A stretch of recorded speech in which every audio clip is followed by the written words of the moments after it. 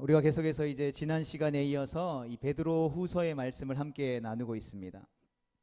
우리가 계속해서 살펴보았던 베드로 전서의 말씀은 핍박과 고난 중에 있는 흩어진 나그네 된 성도들을 믿음 안에서 붙들기 위해 쓴 편지라고 한다면, 이 베드로 후서의 말씀은 이 거짓 선생들의 미혹 앞에서 믿음이 흔들리고 있는 교회를 바로잡기 위해서 쓰여진 편지입니다.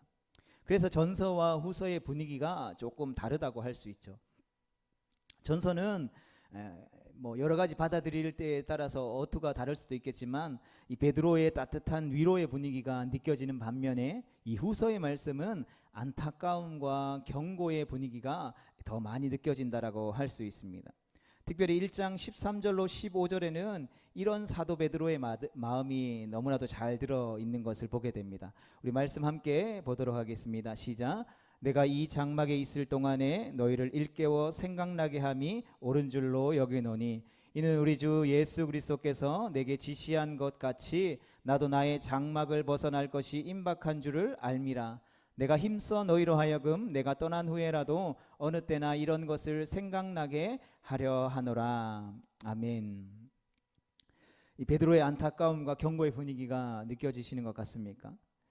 그래서인지 처음부터 베드로 사도는 이 거두절미하고 자신이 하고 싶어하는 중요한 주제를 바로 언급하죠. 뭐 인사하고 안부를 묻고 뭐 그런 것들이 다 필요 없고, 일단 전하고 싶은 핵심 메시지를 먼저 전하고 있는 것입니다. 그것은 바로 하나님과 우리 주 예수 그리스도를 아는 지식, 그리고 생명과 경건에 속한 모든 것들, 그리고 보배롭고 지극히 큰 약속들, 그리고 신성한 성품에 참여하는 것, 이러한 것들은 보통 이 본론에 가서, 이 서론을 지나서 본론에 가서 이 중점적으로 다루는 어쩌면 무거운 주제임에도 불구하고, 베드로 사도는 이 베드로 후서의 말씀을 시작함과 동시에 이러한 주제들을 편지를 읽고 있는 성도들에게 전하고 있다라는 것이죠. 그러니까 베드로의 마음이 얼마나 다급하고 조급한지를 우리가 발견할 수 있게 되는 것입니다. 그렇다면 우리에게는 어떻습니까? 기독교의 신앙의 사활을 결정지을 만큼 중요한 이 주제가 우리에게 있어서 어떻게 다가오십니까? 우리는 하나님을 아는 지식에 얼마나 많은 관심을 가지고 있습니까? 또 신성한 성품에 참여하는 일에 우리 자신을 얼마만큼 드리고 있습니까? 만약 지금까지 우리가 신앙생활 해왔음에도 불구하고 이런 주제가 내 삶과 내 인생과 내 신앙생활과 별로 상관없는, 중요하지 않았던 주제였다면, 이제는 이런 방향과 내용과 목표로 우리의 남은 생을 달려갈 수 있도록 하나님 앞에 은혜를 구해야 할 것입니다. 우리의 구원은 처음부터 이 하나님이 우리 가운데 약속하시고 예비하신 그 신성한 성품에 참여하는 것을 목표로 허락되어진 것입니다. 그래서 신성한 성품에 우리가 참여한다라는 것은, 하나님의 형상으로 지음받은 우리가 하나님을 제대로 구현하고 반영한다라는 것을 뜻하는 것이죠. 우리가 하나님의 형상대로 지음받았지만 아담과 하와가 죄를 지음으로 인하여서 하나님의 형상으로 지음받은 우리의 형상이 어그러지고 깨트려져 버렸다라는 것이죠. 그러나 예수님께서 이 땅 가운데 오심으로 말미암아 십자가 대속의 사건과 부활의 사건들을 통하여서 그 형상을 회복할 수 있는 온전한 길을 우리 가운데에 열어주셨다라는 것이죠. 그래서 우리가 예수 그리스도를 믿고 구원받은 하나님의 백성이 되어서 그 신성한 성품에 참여한다라는 것은, 우리가 죄로 말미암아 어그러지고 깨트려져 버렸던 그 하나님의 아름다운 형상을 회복한다라는 것이라고 할 수 있다라는 것이죠. 그래서 신성한 성품에 참여하는 것은 바로 하나님을 닮아가는 것이다 라고 할 수 있다라는 것이죠. 구원받은 자, 하나님의 자녀된 성도들은 누구나 다 이 목표를 향해서 부름받았다라는 것이죠. 나는 다른 것을 위해서 부름받았습니다라고 할 수 없다라는 것이죠. 하나님을 닮아가고 하나님의 그 신성한 성품에 참여하는 것, 이것을 위해 이미 하나님은 그의 놀라운 능력으로 우리에게 생명과 경건에 속한 모든 것을 예비해 두셨다라는 것이죠. 그 생명과 경건은 우리 주 예수 그리스도를 더 많이 알고 그 신성한 성품에 참여하도록 우리의 삶을 이끌어 가고 있다는 것이죠. 그렇기 때문에 예수님을 믿고 생명과 경건의 본성이 주어진 사람은 한 사람도 예외 없이 누구나 다 이 길을 가야 한다는 것이죠. 내가 선택할 수 있는 것이 아니라 필수적인 걸음이라는 것입니다. 하지만 오늘 베드로 사도가 편지하고 있는 이 흩어진 나그네 된 성도들의 삶 가운데 나타난 거짓 선생들은 이러한 내용들을 가르치지 않는다라는 것이죠. 왜냐하면 그들 가운데는 생명과 경건의 본성이 없기 때문에. 없는 것을 어떻게 말하고 가르칠 수 있겠습니까? 그들은 그들의 본능에 충실한 것처럼 그들에게 있는 것을 사람들에게 가르치고 있다라는 것이죠. 그들이 가르치는 것은 예수님을 믿고 더 많은 복을 받는 것이었습니다. 남들보다 더 높아지는 것이었고 더 큰 영향력을 가지며 세상 가운데에 권력을 행사하는 것이었습니다. 혹은 예수님을 믿고 어떤 신비한 체험을 통해서 더 신령한 사람으로 사람들에게 존중받고 인정받아서 종교적인 만족을 추구하는 것이었다라는 것이죠. 그러니까 한쪽이 물질을 통해서 자기 만족을 추구하는 것이라면 다른 한쪽은 종교적인 행위를 통해서 체험들을 통해서 그것을 추구하는 것이죠. 그러나 성경은 그것이 신앙의 본질이 아니다라고 분명하게 말씀하고 있다라는 것이죠. 그러니까 그리스도 안에서 허락된 구원은 언제나 하나님을 아는 지식과 그 지식이 바탕되어서 하나님의 성품에 참여하는 것으로 나아간다라고 끊임없이 가르치고 있다라는 것이죠. 그래서 베드로 사도가 처음부터 이 신적인 성품을 강조하는 것은 바로 진짜를 알아야 가짜를 분별할 수 있기 때문인 것입니다. 그래서 위조 지폐를 분별하는 사람들은 늘 훈련하는 것이 뭐가 가짜지? 이거를 보는 게 아니고 진짜 화폐를 계속해서 보는 거죠. 진짜 화폐를 계속해서 봐서 진짜가 무엇인지를 알게 되면 가짜는 보는 순간 그게 가짜라는 것들을 발견할 수 있다는 것이죠. 지금 베드로 사도는 편지를 받고 있는 흩어진 성도들이 가짜에 미혹되려고 하고 있기 때문에 이들을 향한 베드로는 처방을 내린 것이죠. 무슨 처방입니까? 가짜에 대해 말하기 전에 진짜가 무엇인지를 먼저 보여주는 것이죠. 그러니까 신앙의 참된 방향과 목적과 내용은 주 예수 그리스도를 아는 것과 신성한 성품에 참여하는 것이라는 것을 못 받고 있다는 것이죠. 이것이 거짓 선생들이 가르친 내용들을 비교해 보라는 것입니다. 처음에 먼저 진짜를 보여주고 가짜들을 나열하면서 하면서 과연 그들이 이야기하고 있는 것이 진짜인지 가짜인 것인지 너희가 판단해 보라라고 하는 것이죠.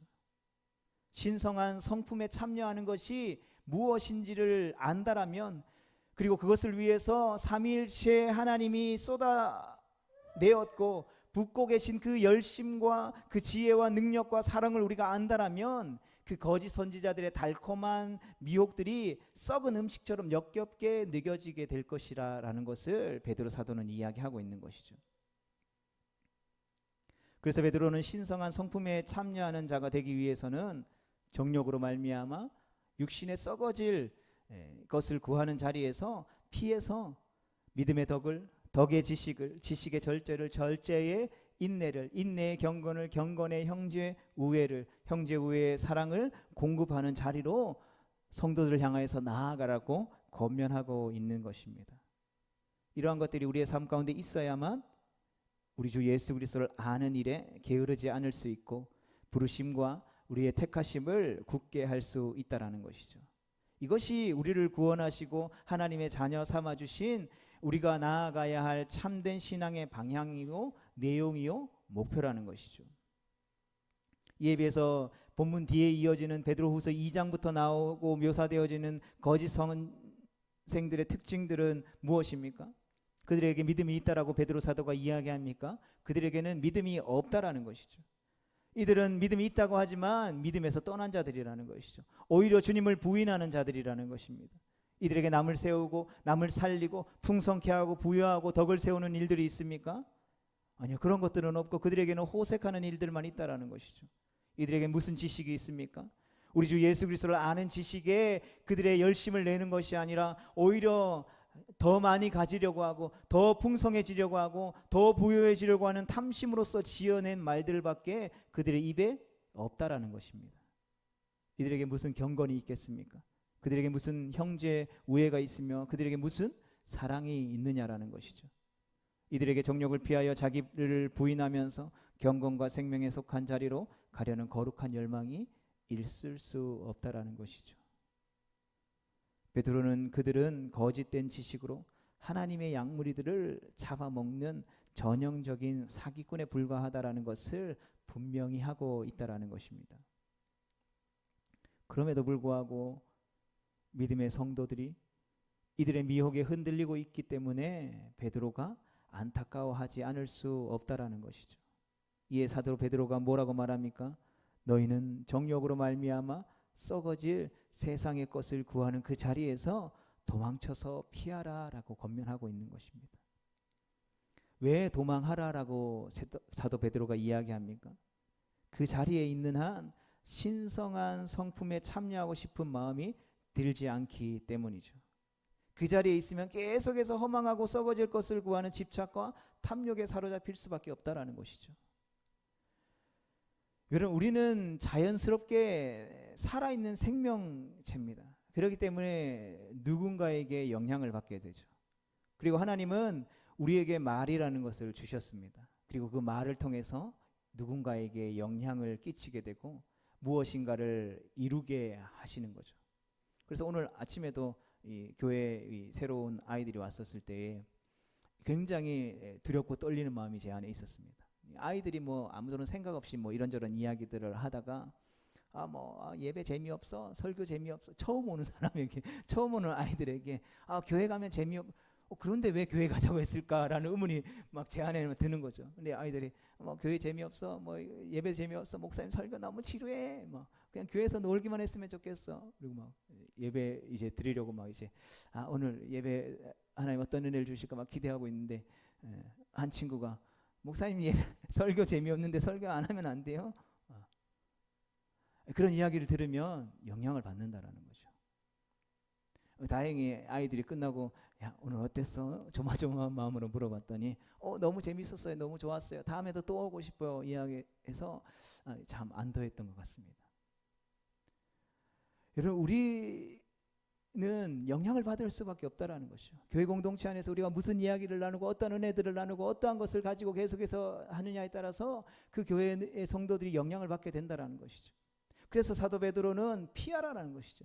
그 자리에 있으면 신성한 성품을 본받고 신성한 성품에 참여하기 위해서 노력하는 것이 아니라 오히려 신성한 성품으로부터 떠나서 하나님을 부인하고 하나님이 기뻐하시지 않는 말과 생각과 행동들을 하게 될 것이기 때문에 너희는 빨리 그 육신의 정욕을 탐하는 그 자리 가운데서 피하고 떠나라고 권면하고 있다라는 것이죠. 불타는 집이 있으면 그 안에 계속 머무는 것이 아니라 빨리 바깥으로 뛰쳐나와야 된다라는 것이죠. 물이 새고 점점 물에 빠져가는 파선하는 배에 타고 있다면 거기서 계속해서 기다리는 것이 아니라 빨리 빠져나와야 한다라는 것이죠. 그처럼 신성한 성품에 참여하고 하나님을 닮아가려면 일단 그 자리를 어떻게 해야 된다라고요?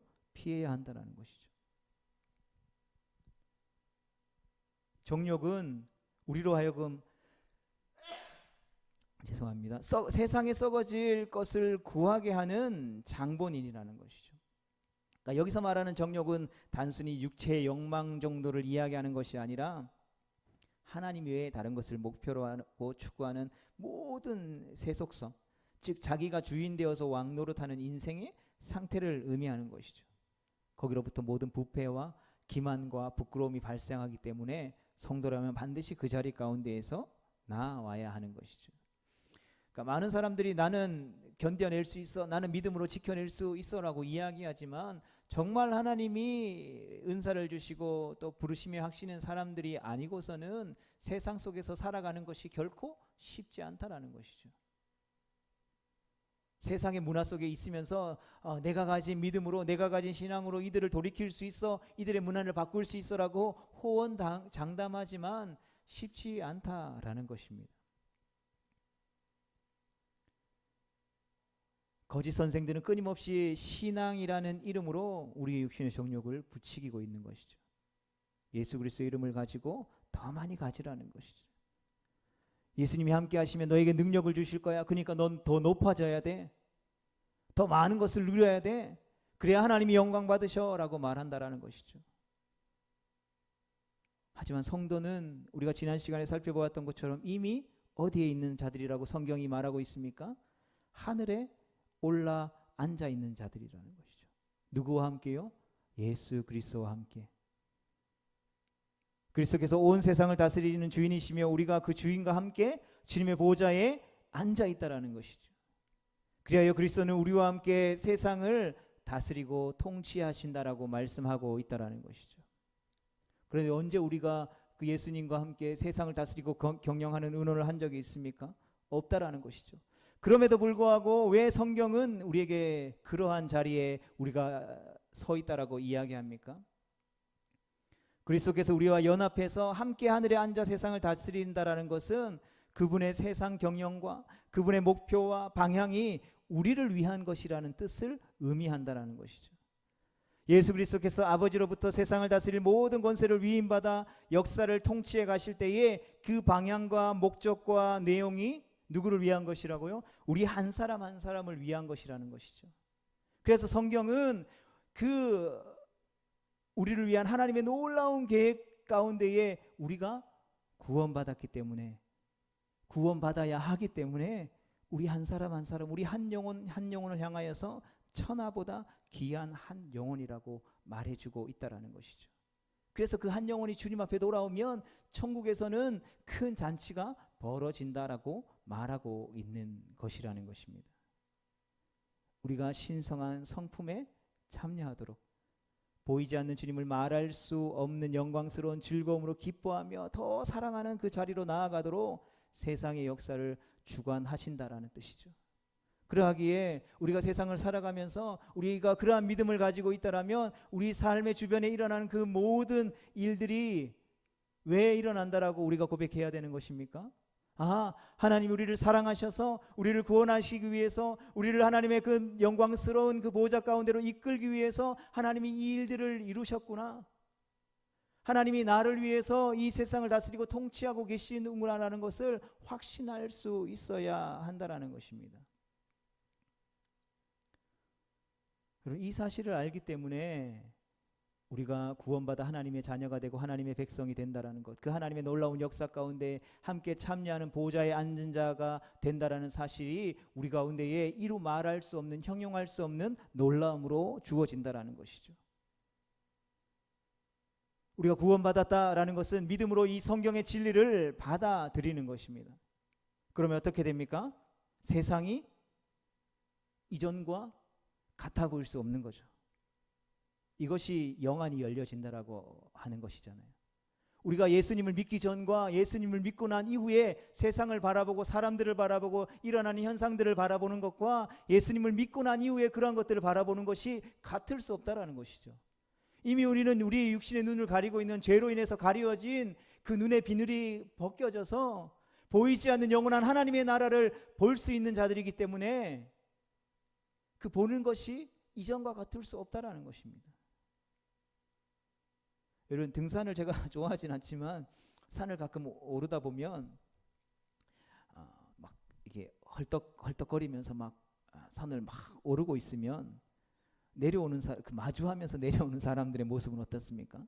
세상 인자한 모습으로 인사를 건네고 수고하십시오 하고 내려가죠. 만약 그들이 동일하게 치열한 생존 경쟁의 길에서 똑같은 사람들을 만나도 그렇게 인사할 수 있을까요? 그렇게 인사할 수 없을 것입니다. 똑같은 경쟁의 상태에서는 그 마음을 품을 수 없다라는 것이죠. 근데 우리가 정상을 체험하고 내려오는 사람들은 힘들게 숨을 헐떡거리면서 등산하고 있는 정상을 향해 나아가는 사람들을 바라보면 날카로울 수 없는 거죠. 그러니까 막 짠하잖아요. 조금만 가면 이제 보일 것 같은데 저렇게 힘들어하니 조금만 힘내라고 세상 인자한 한없이 너그러워지는 모습으로 그들에게 다가가는 거죠. 산의 정상에서 그들이 무엇을 바라본 것입니까? 그렇게 몸부림치며 아둥바둥 살고 있는 인생의 흔적들이 커 보이던 세상이 점 하나처럼 작아 보이는 경험을 하고 나면 우리의 생각과 우리의 가치관이 달라지고 우리의 시각이 교정되기 때문인 것이죠. 그러기에 어떤 사람들은 매일 산에 가잖아요. 매일 산에 가면서도 이 시각의 교정이 일어나지 않는 사람들은 어쩌면 산을 타는 의미가 없는 것이라고 할 수 있겠죠. 뭐 저마다 각자 다른 이유를 가지고 산을 타겠지만 뭐 그러한 교정들이 일어나지 않으면 굳이 산을 타는 의미가 있을까 생각하게 되는 것이죠. 마찬가지로 그리스도인이 그렇다라는 것이죠. 우리는 이미 예수 그리스도와 함께 이 땅에서 더 이상 올라갈 수 없는 가장 높은 꼭대기에 앉아 있는 자들이라는 것이죠. 등산으로 치면 이미 정상에 올라 있는 사람들이라는 것입니다. 하늘에 속한 모든 신령한 복을 예수 그리스도 안에서 이미 다 받은 사람들이라는 것이죠. 더 이상 채워질 것이 없을 정도로 충만한 상태에 있는 것이 우리라는 것이죠. 온천지 만물을 말씀으로 다스리고 창조하신 그 하나님이 그 하나님의 독생자 예수를 아낌없이 우리 가운데에 주셨다라는 것이죠. 아들을 주셨으면, 그 독생자를 주셨으면 이미 우리에게 다 주신 것이라는 것이죠.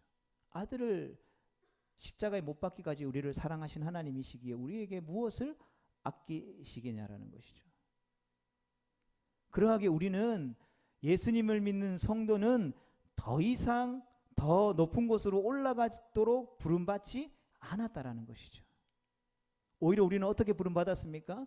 이미 예수 그리스도와 함께 가장 더 이상 올라갈 것이 없는 가장 높은 곳에 앉아 있는 자들이기 때문에 우리는 이제 예수 그리스도와 함께 내려가도록 부름받았다라는 사람인 것이죠.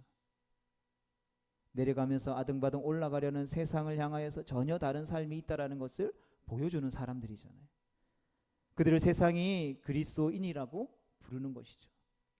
여러분, 예수님을 믿는 사람들이, 교회가 세상 사람들이 행하는 것처럼 동일하게 올라가면서 헐떡헐떡거리면서 옆에서 경쟁하고 치열하게 동일한 삶을 산다라면 세상이 그들을 그리스도인이라고 부르지 않는다라는 것이죠.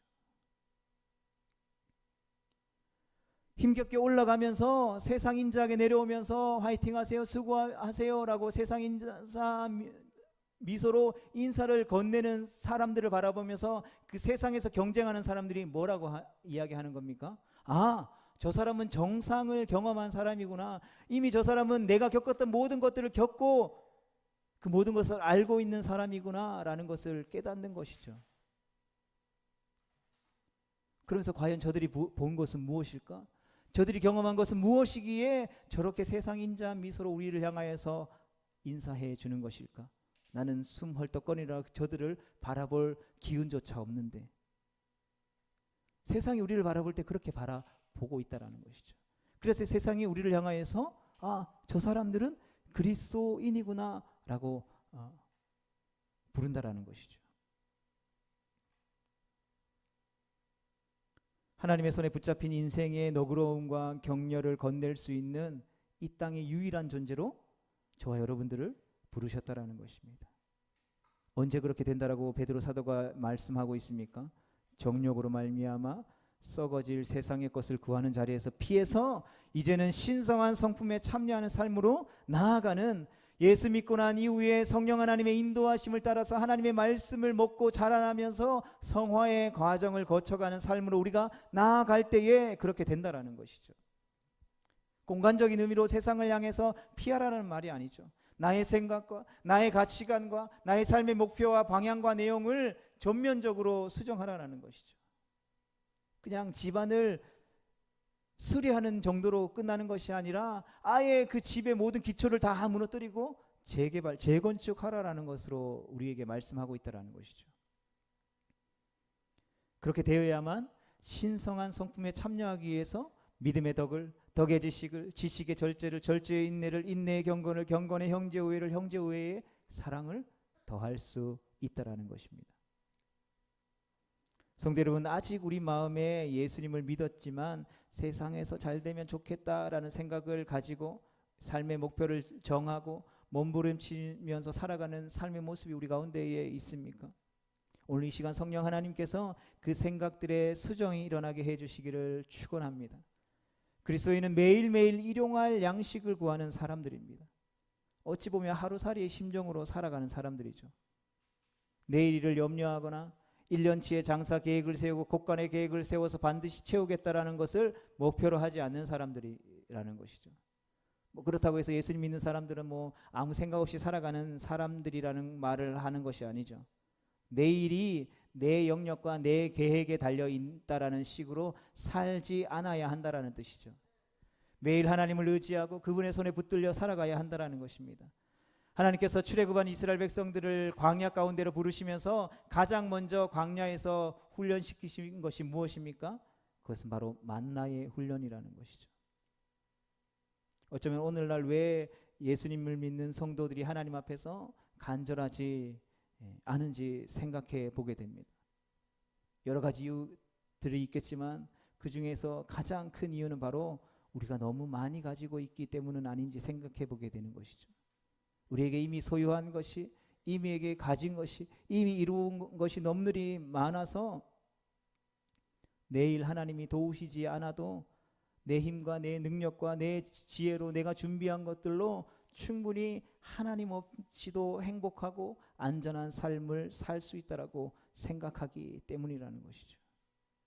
그러한 생각이 있기에 하루를 시작하며 하나님의 도우심을 구하지 않는 것입니다. 간절해지는 것이 아니죠.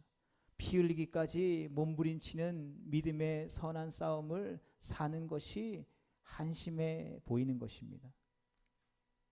그러나 성도는 내일 하나님께서 자기를 기억하지 아니하시고 챙겨주시지 아니하시면 아무런 대책도, 아무런 힘도, 아무런 계획도, 아무런 능력도 없다라는 것을 고백하는 자들인 줄로 믿습니다. 그래서 매일매일 간절한 거죠. 시간이 남아 돌아서 하나님 앞에 매달리는 것이 아니라는 것이죠. 매일 하나님을 의지하고 그분의 뜻을 구하는 이유는 바로 내일이라는 것이, 오늘이 우리에게 주어졌다 한들 오늘의 삶이 우리에게 허락되어진 것이 아니라는 것이죠. 물론 우리에게 그러한 삶을 산다 할지라도 매일 부족하고 실패할 때가 더 많다라는 것이죠. 그래서 매일매일 절망하는 것이 우리의 삶이라는 것이죠. 정말 하나님 앞에 귀하게 쓰임받았던 사도 바울조차도 내가 죄인 중에 계시다, 내가 날마다 죽노라, 이 사망에서 누가 나를 구원할 수 있을까, 자신의 연약함과 부족함을 보면서 절망하고 절망했다라는 것이죠. 하물며 우리야 어떻겠습니까?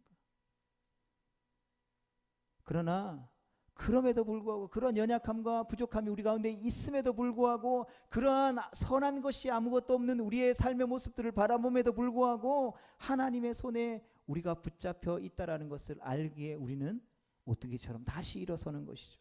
다시 예수님 안에 살아가고 예수님 안에 죽는, 살아도 예수를 위해 죽어도 예수를 위해 살고 죽는 삶을 살아가게 되는 것입니다. 그래서 예수님을 믿는 신앙에 있어서 어쩌면 권태기라는 것은 있을 수 없다라는 것이죠. 우리는 그러한 과정들을 거치면서 신성한 성품에 참여하면서 어제보다 오늘, 오늘보다 내일 더 주님을 닮아가고 닮아가는 그 성화의 과정들을 걸어가는 것입니다. 에베소서 5장 1절과 3절 말씀에 우리 오늘 함께 나눈 것을 너무나도 잘 정리했습니다. 우리 같이 말씀 한번 보도록 하겠습니다. 시작. 그러므로 사랑을 받는 자녀같이 너희는 하나님을 본받는 자가 되고 그리스도께서 너희를 사랑하신 것 같이 너희도 사랑 가운데 행하라. 그는 우리를 위하여 자신을 버리사 향기로운 제물과 희생 제물로 하나님께 드리셨느니라. 음행과 온갖 더러운 것과 탐욕은 너희 중에서 그 이름조차도 부르지 말라. 이는 성도에게 마땅한 바니라. 아멘. 사랑하는 성도 여러분, 그리스도인 우리는 우리 한 사람 한 사람은 하나님께 사랑받는 자녀라는 것입니다. 이 사랑을 받는데 무엇이 부족하겠습니까? 아버지는 조금 힘들고 아버지는 조금 더 불편할 수 있지만 그 사랑하는 자녀는 결코 불편하지 않는 것이죠. 그 자녀에게 필요한 것이 있다라면 수단과 방법을 가리지 않고 자녀에게 가장 좋은 것으로 채워주기를 원하는 것이 아버지의 마음이라는 것이죠. 우리에게 독생자를 주신 아버지이신데 어찌 다른 모든 것을 우리의 필요에 따라 주시지 않겠습니까? 우리가 그 믿음이 있다면 기꺼이 우리는 오늘도 우리의 것들을 내려놓고 우리 하나님을 본받는 자리로 나아가게 될 줄 믿습니다. 바라기는 그 믿음과 확신과 신뢰를 우리가 회복할 수 있기를 축복합니다. 그래서 하나님을 닮아가는 신성한 성품에 즐거이 참여하는 우리 모두가 되어질 수 있기를, 또 그러한 한 주의 삶이 되어질 수 있기를, 그래서 어제보다 오늘 또 다시 함께 모여 예배하는 그때에 우리의 삶이, 우리의 성품이 어제보다 오늘보다 더 주님을 닮아갈 수 있게 되기를, 그러한 모습들을 우리가 서로가 함께 느끼고 나눔으로 말미암아 주님을 향한 그 기쁨이 더욱더 넘쳐나는 우리 모두가 되어질 수 있기를 주님의 이름으로 축복합니다.